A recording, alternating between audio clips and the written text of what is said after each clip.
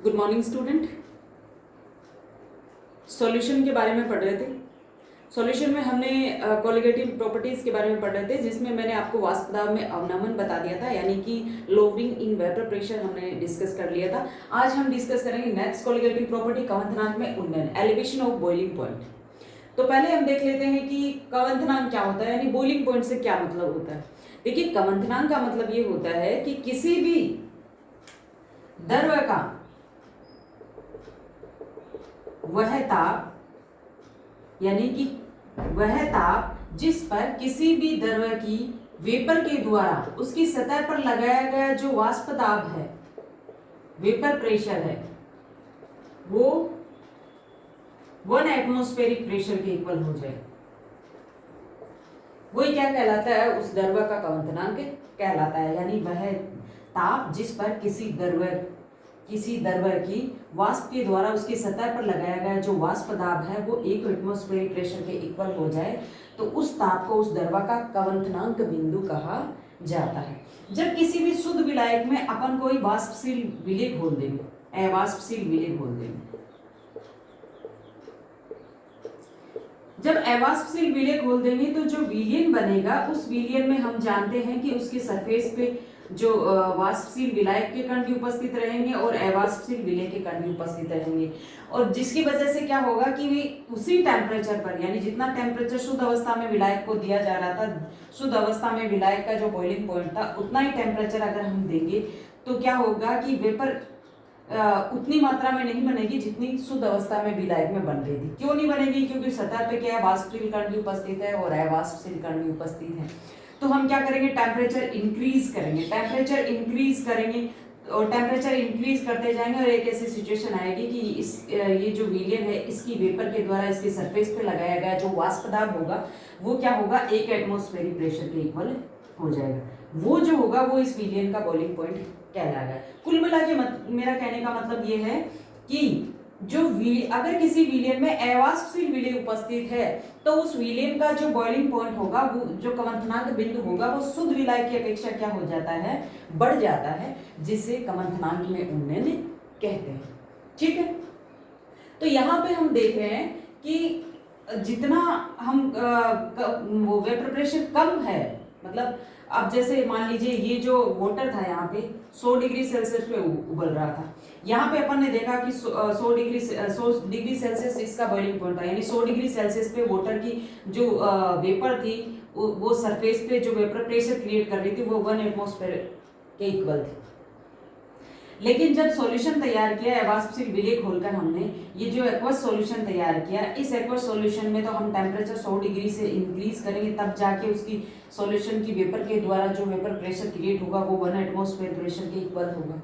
ठीक है, तो यानी कि जितना वेपर प्रेशर कम है उसी रिस्पेक्ट में हम क्या कर रहे हैं, टेम्परेचर इंक्रीज कर रहे हैं, यानी उतना ही कवंथनांक में क्या हो रहा है, उन्नयन हो रहा है। देखिए, इसको मैं एज ए ग्राफ इस तरह से एक्सप्लेन करती हूँ।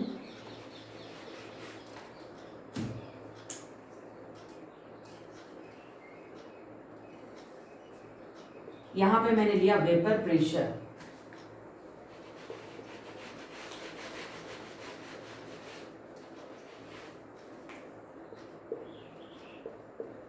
वेपर प्रेशर, और यहां पे मैंने ले लिया टेम्परेचर। ठीक है, अब मान लीजिए ये तो है कोई सॉल्वेंट, शुद्ध विलायक, और ये है कोई सॉल्यूशन है।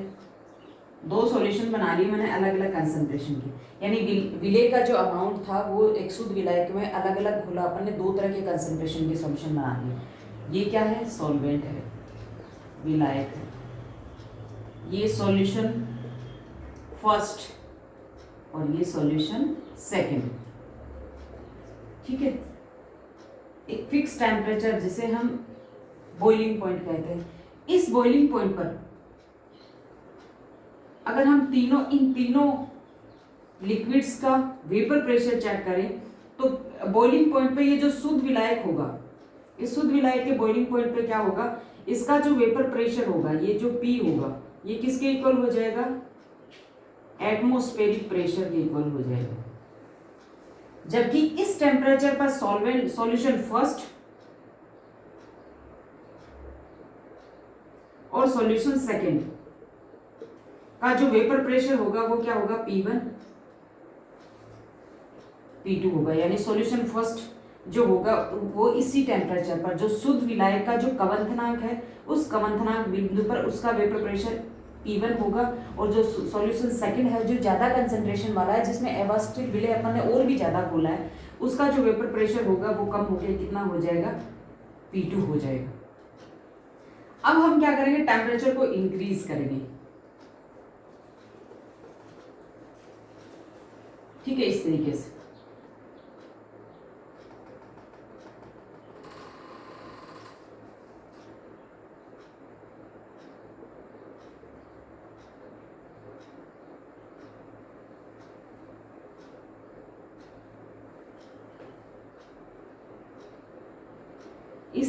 जब टेम्परेचर को इंक्रीज करेंगे इस तरीके से, तो इस ये जो सॉल्यूशन फर्स्ट है इसका टेम्परेचर मान लीजिए मैंने टीबी, ये जो कवंथनांक बिंदु था शुद्ध विलायक का उसकी कंपेयर में इंक्रीज करके टीबी डेज कर दिया। तो टीबी डेज करते ही इसका जो वेपर प्रेशर था वो एटमॉस्फेरिक प्रेशर के इक्वल हो गया, और इधर इसका टेम्परेचर जो ज्यादा कंसंट्रेशन वाला सेकंड सॉल्यूशन था उसका टेम्परेचर मैंने इंक्रीज करके टीबी डबल डेज कर दिया। तो टीबी डबल डेज टेम्परेचर पर इसका जो वेपर प्रेशर था वो एटमॉस्फेरिक प्रेशर के इक्वल हो गया। ठीक है, तो इससे अपन क्या समझते हैं, इससे अपन ये समझते हैं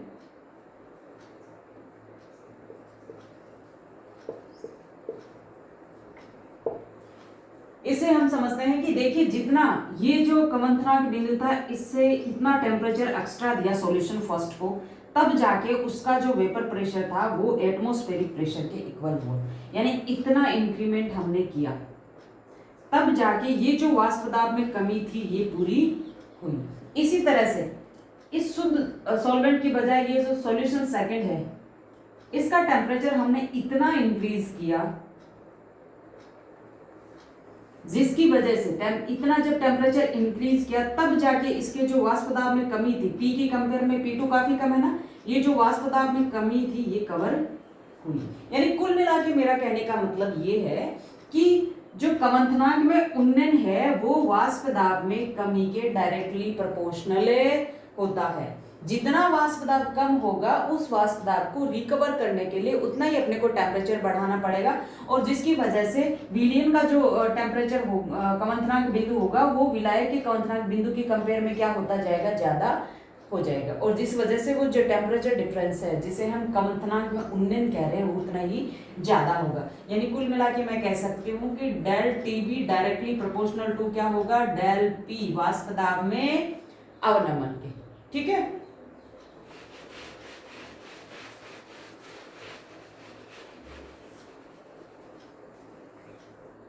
we know that del P किसके डायरेक्टली प्रोपोर्शनल होगा, अकॉर्डिंग टू राउल्स ने क्या बोला था कि अगर किसी विलायक में आप अवाष्पशील विलय घोलकर विलयन तैयार करते हो तो विलयन के जो वाष्प दाब में कमी है वो उस अवाष्पशील विलय के मोल भिन्न के डायरेक्टली प्रोपोर्शनल होगी। विलय को मैं ए कंपोनेंट मान ली हूं इसलिए मैंने एक्स से लिखा। डेल पी यहाँ आप डायरेक्ट फॉर्मूला भी लिख सकते हो, वाष्प दाब में अवनमन में मैंने बताया था, लेकिन मैं इसको फिर से बता रही हूँ। डेल पी इक्वल टू क्या होगा, पीवी नोट एक्स ए। देखिए मैंने यहाँ पे डायरेक्टली प्रोपोर्शनल का जब साइन हटाया है तो पीवी नोट लिखा है, पीए नोट नहीं लिखा है। क्यों? क्योंकि आपने ये एक्स से ए कंपोनेंट किसको रिप्रेजेंट करता है, जो अवाष्पशील विलय है उसको रिप्रेजेंट करता है। अवाष्पशील विलय है तो अवाष्पशील विलय का प्योर अवस्था में भी कोई वाष्प दाब नहीं है, तो हमने किसका वाष्प दाब लिया है, जो विलायक है उस विलायक का प्योर अवस्था में वाष्प दाब लिया है, इसलिए मैंने पीबी नोट लिखा है यहाँ पे, इसको ध्यान रखना। ठीक है ना, डेल पी इक्वल टू क्या आएगा, पीबी नोट।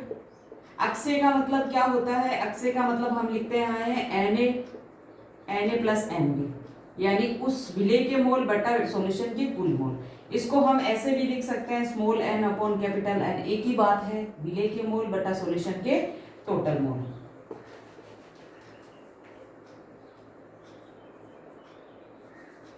अब मैं लिखूंगी if solution is very dilute.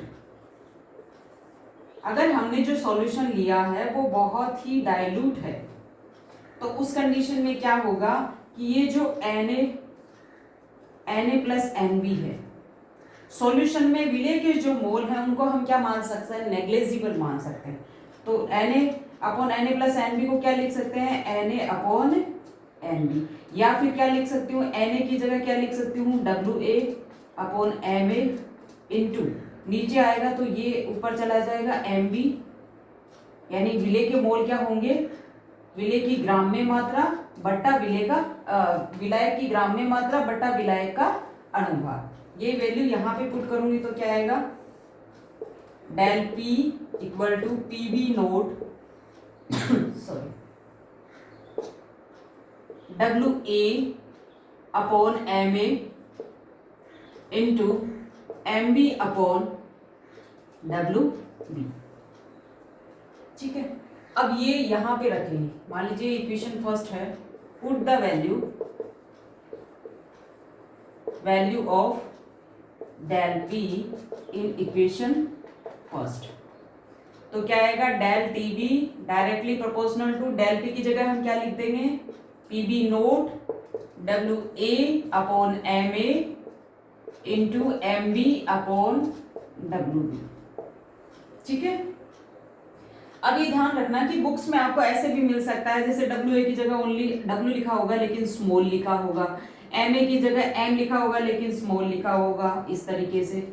इसी तरह से ये जो MB होगा ये कैपिटल लिखा हुआ होगा। स्मॉल का मतलब है जो कम मात्रा में, यानी विलेय की बात कर रहा है, और कैपिटल का मतलब है सॉरी जो ज्यादा मात्रा में है। ठीक है, विलायक को रिप्रेजेंट करता है, M अपॉन W इस तरीके से लिखा हुआ, ये लिखा हुआ होगा ये जो सेंस है, तो इसको हम ऐसे भी लिख सकते हैं, एक ही बात है। ठीक है, अब देखिए इसका डायरेक्टली प्रोपोर्शनल का साइन हटाएंगे तो एक कांस्टेंट आ जाएगा स्मॉल k, जिसे समानुपातिक स्थिरांक कहते हैं, PB not WA into MB W।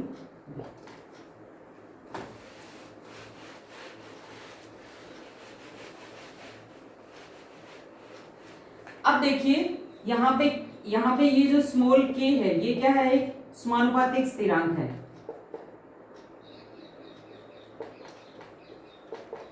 समानुपातिक स्थिरांक, अब ये भी कांस्टेंट है, ये भी कांस्टेंट है। सॉल्यूशन का वेपर प्रेशर फिक्स ही होता है, जो विलायक है, जो सॉल्वेंट है, शुद्ध अवस्था में जो विलायक है उसका वेपर प्रेशर फिक्स होगा।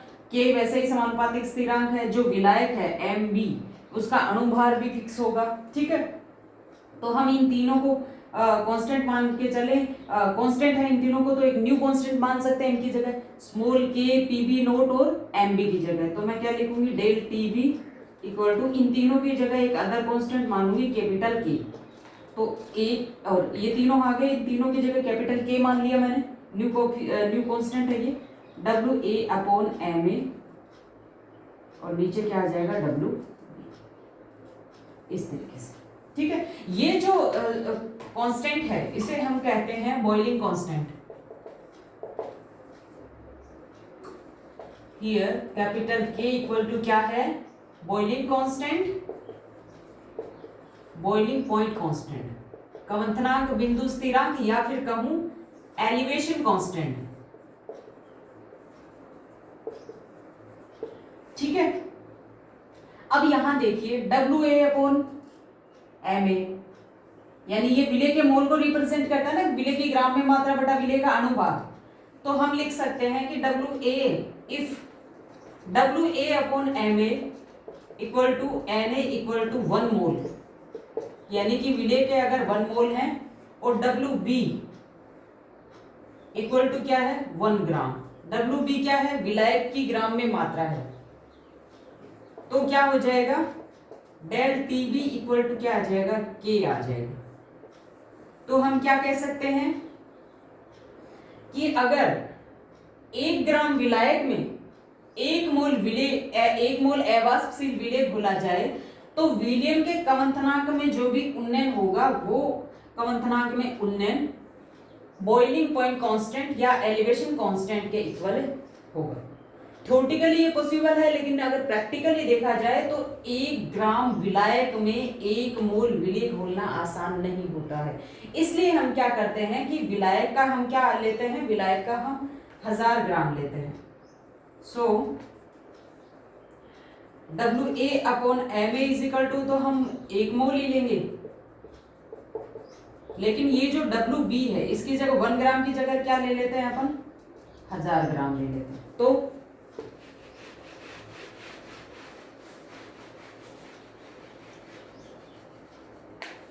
तो क्या आएगा, डेल टीबी इक्वल टू क्या आ जाएगा, del TB equal to K/1000 gram.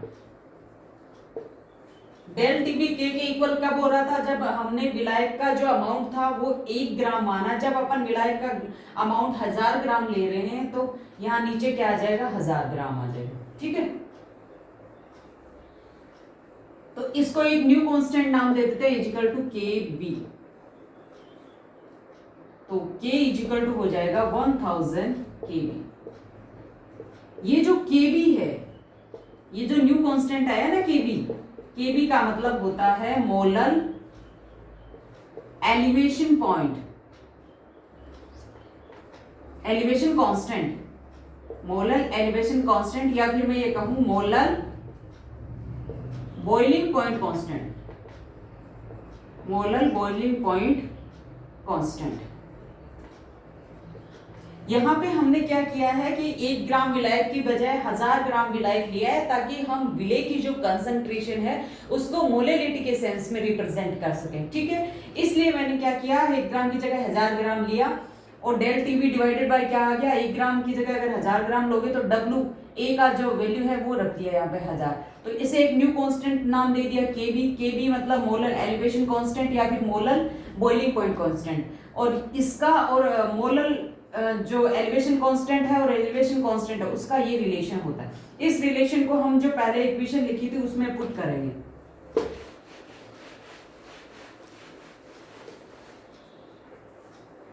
Del TB equal to, अभी देखिए मैंने ये जो पहले इक्वेशन लिखी थी, del TB equal to capital K WA/MA into WB अभी लिखी थी ना थोड़ी देर पहले, उसको इक्वेशन सेकंड मान लीजिए। और अब मैं लिखूंगी put the value of K in equation second. ठीक है, तो क्या आएगा, K की जगह क्या आ जाएगा, WA/MA इंटू WB और KB इंटू 1000, ये आ जाएगा।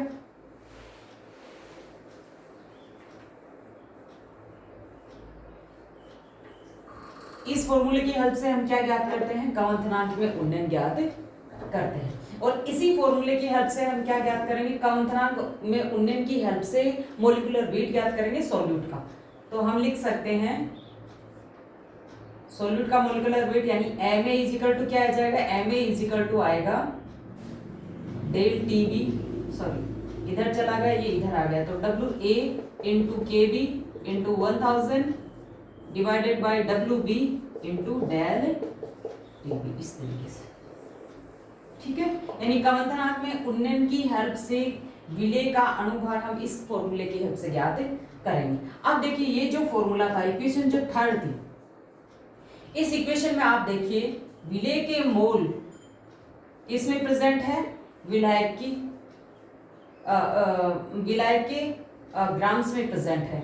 तो ये क्या है, किसको रिप्रेजेंट करता है, मोलिलिटी को रिप्रेजेंट करता है। यानी डेल टीबी इक्वल टू क्या लिख सकती हूँ, KB इंटू स्मॉल m, क्योंकि मोलिलिटी क्या होती है, मोलिलिटी कहती है कि विलेय के मोल प्रेजेंट इन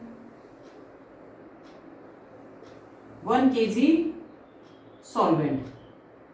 अगर ग्राम में लिया है तो इंटू 1000 आ जाएगा। ठीक है, विलेय के मोल है, इनको कन्वर्ट कर लो WA/MA।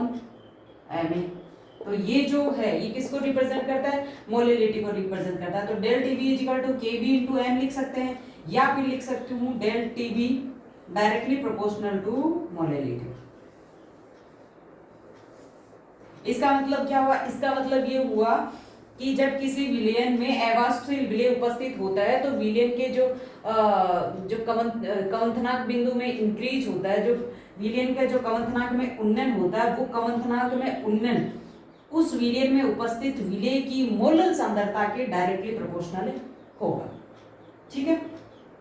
इसके अलावा ये जो केबी है, जो मोलल उन्नयन स्थिरांक है या फिर कहूं मोलल कवंथनांक स्थिरांक है, उसके लिए उसको हम इस तरीके से ज्ञात करते हैं R/Tv²/1000 इंटू L, यानी वाष्पीकरण की गुप्त उष्मा और मोलर उन्नयन स्थिरांक में ये रिलेशन होता है। इस रिलेशन की हेल्प से ही हम मोलर उन्नयन ये जो मोलर उन्नयन स्थिरांक है उसका वैल्यू ज्ञात करते हैं। ये जो मोलर उन्नयन स्थिरांक होता है ये विलायक के नेचर पर डिपेंड करता है। ठीक है, तो ये था आपका कवंथनांक में उन्नयन।